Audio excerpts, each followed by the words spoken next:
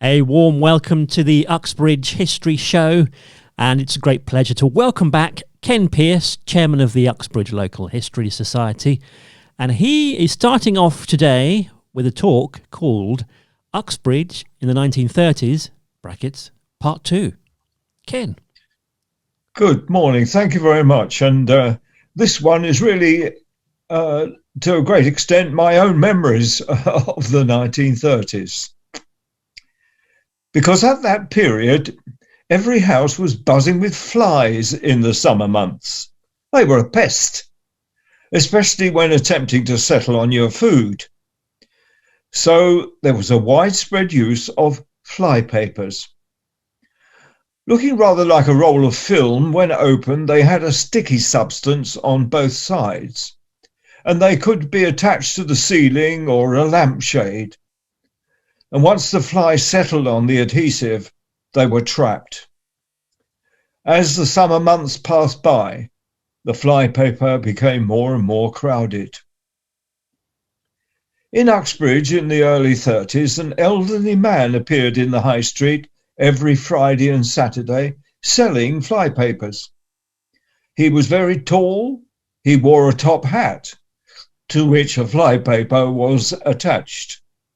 He had a long and grey beard and wore a coat that reached to his ankles. He walked up and down carrying a tray and sang to a mournful tune, "Flies, catch 'em alive. Don't be troubled with flies. Catch 'em alive, catch 'em alive." The Gazette interviewed him in June 1933, and he gave his name as Francis Goodchild. He apparently lived in Windsor and had earlier in life served in the Royal Artillery.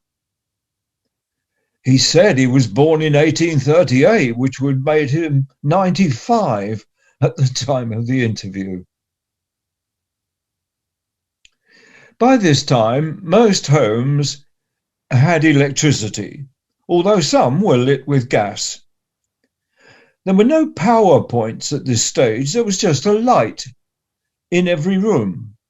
So when we eventually got a vacuum cleaner, we had to climb up and fix it into the light socket. There was a meter, of course, but it was a coin in the slot machine.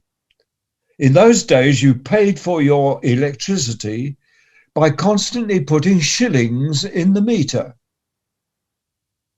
I remember being often plunged into darkness. "The bob's gone," we used to say. Bob, of course, was slang for a shilling. Then followed a desperate search for a shilling in the dark. A collector from the electricity company came round from time to time and emptied the meter. Money in those days was pre-decimal, of course. It was pounds, shillings and pence.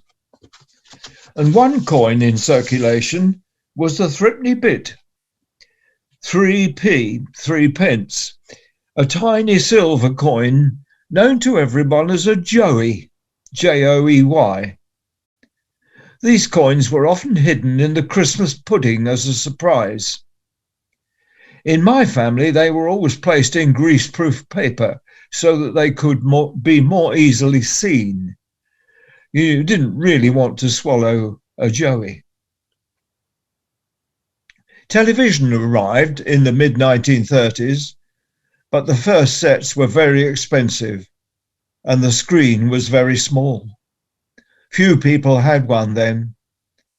Radio was very much the entertainment, although we always called ours the wireless.